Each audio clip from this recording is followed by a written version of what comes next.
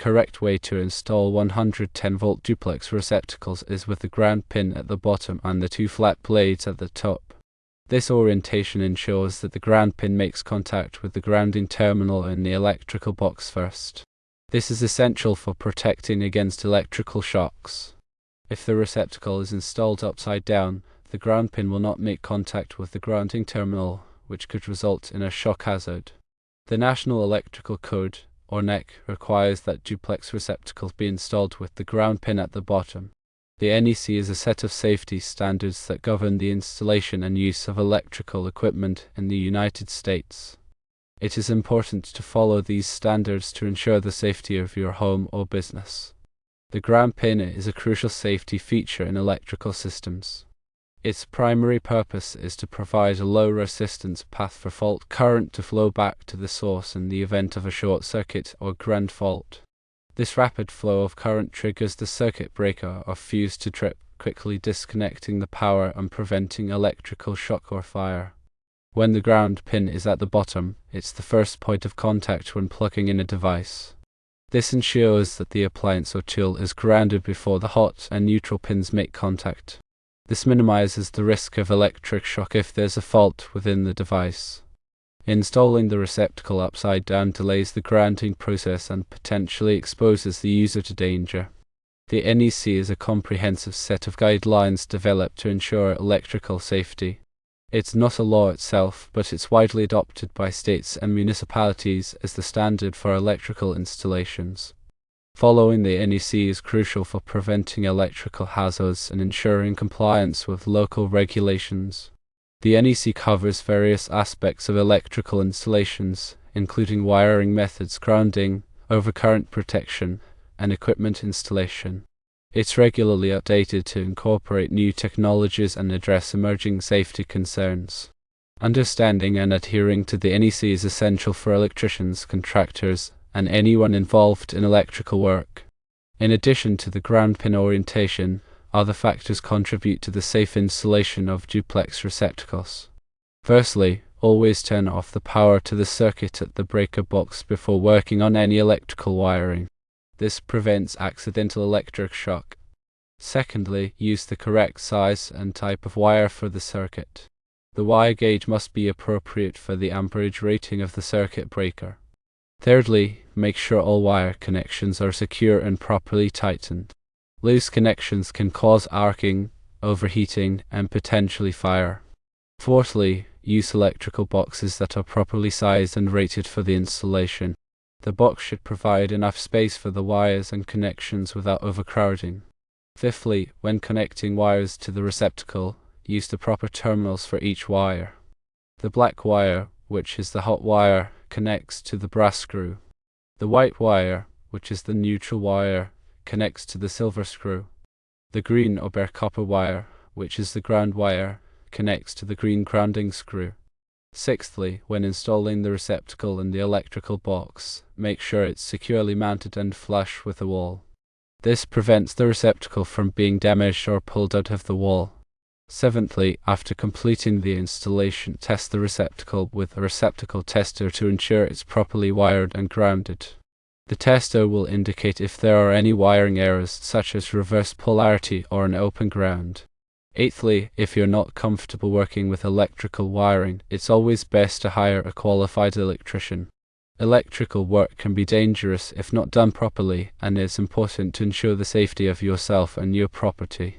Ninthly, inspect receptacles periodically for any signs of damage, such as cracks, loose connections, or discoloration. Replace any damaged receptacles immediately. Tenthly, avoid overloading circuits by plugging too many devices into a single receptacle or circuit.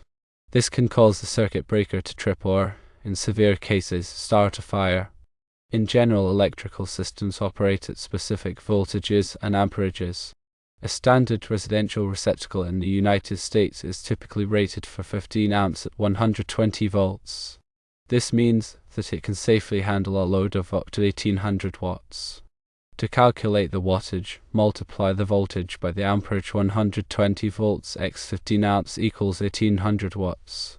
When choosing appliances or devices to plug into a receptacle, be sure to check the wattage rating and ensure that it doesn't exceed the receptacle's capacity. Overloading a receptacle can cause the circuit breaker to trip, which is a safety mechanism designed to prevent overheating and fires. If a circuit breaker trips frequently, it may be a sign that the circuit is overloaded or that there is a problem with the wiring. It's important to address the underlying cause of the tripping breaker to prevent further problems. In addition to the 15-amp receptacles, some homes also have 20-amp receptacles.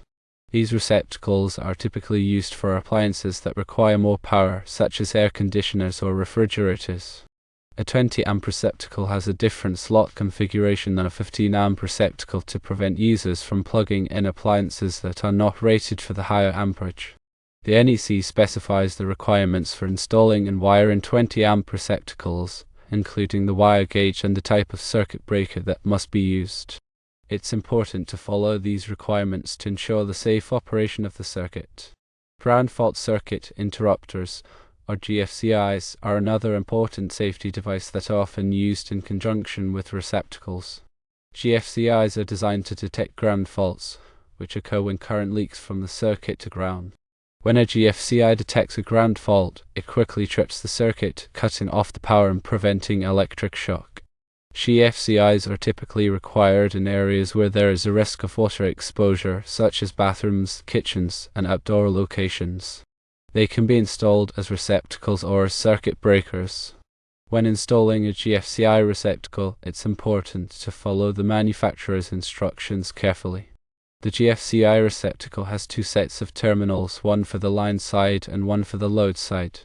The line side is connected to the incoming power, while the load side is connected to the downstream receptacles. It's important to connect the wires to the correct terminals to ensure that the GFCI functions properly. Arc fault circuit interrupters, or FSIs, are another type of circuit breaker that is designed to protect against electrical fires. FSIs detect arc faults, which are dangerous electrical discharges that can occur when wires are damaged or connections are loose. When an FSI detects an arc fault, it quickly trips the circuit, preventing the arc from igniting nearby materials and starting a fire. FSIs are typically required in bedrooms and other areas where people sleep. They can be installed as circuit breakers or as receptacles. When installing an FSI, it's important to follow the manufacturer's instructions carefully. The FSI circuit breaker has a test button that should be pressed periodically to ensure that the device is functioning properly. Electrical safety is a serious matter, and it's important to take precautions to prevent accidents. Firstly, never touch electrical wires or equipment with wet hands. Water is a conductor of electricity, and touching live wires with wet hands can result in electric shock. Secondly, never overload circuits by plugging too many devices into a single receptacle or circuit. This can cause the circuit breaker to trip or, in severe cases, start a fire. Thirdly, never use extension cords as a permanent wiring solution. Extension cords are designed for temporary use only and should not be used to power appliances or devices on a regular basis.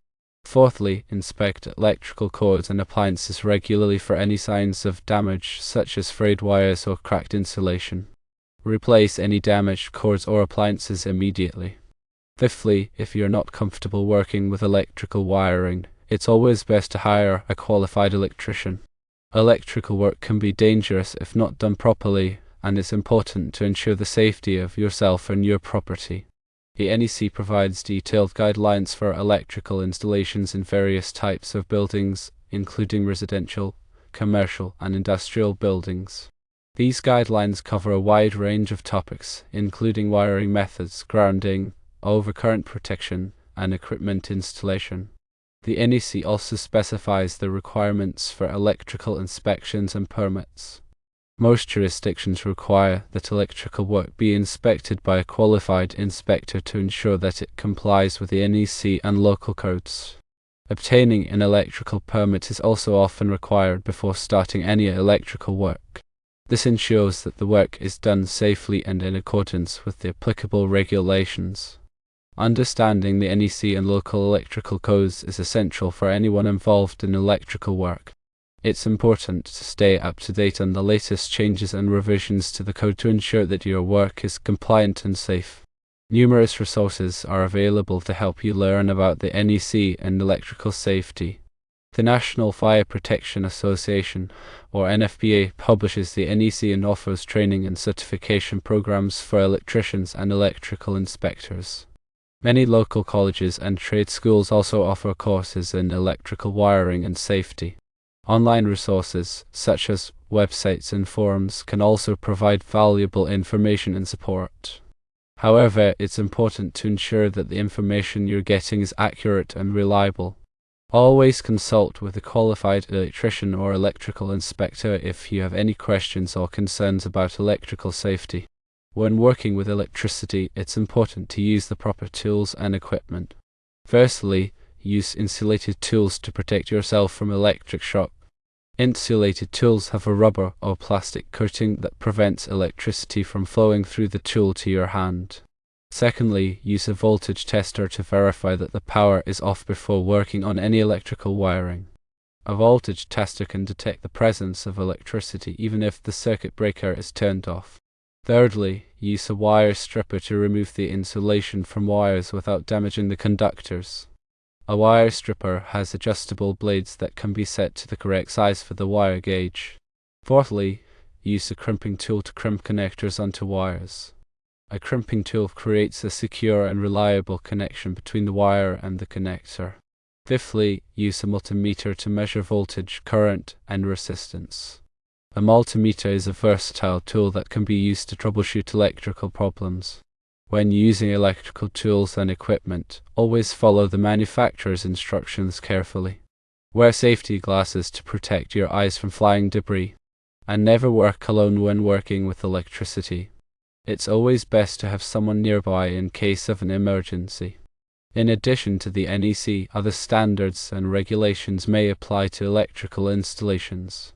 For example, the Americans with Disabilities Act, or ADA, requires that electrical receptacles and switches be accessible to people with disabilities. This means that they must be located at a certain height and have a certain amount of clear space around them. The Underwriters Laboratories, or ALL, is an independent organization that tests and certifies electrical products. UL-listed products have been tested and found to meet certain safety standards. When purchasing electrical products, look for the UL listing mark to ensure that they're safe and reliable. The Occupational Safety and Health Administration, or OSHA, is a federal agency that sets and enforces safety standards in the workplace. OSHA has specific regulations for electrical safety that must be followed by employers and employees. These regulations cover topics such as lockout/tagout procedures, personal protective equipment, and training requirements. Staying informed about the latest electrical standards and regulations is crucial for ensuring the safety of yourself and others. Attend training courses, read industry publications, and consult with experts to stay up to date on the latest developments. By following these guidelines, you can help to prevent electrical accidents and ensure the safe operation of electrical systems.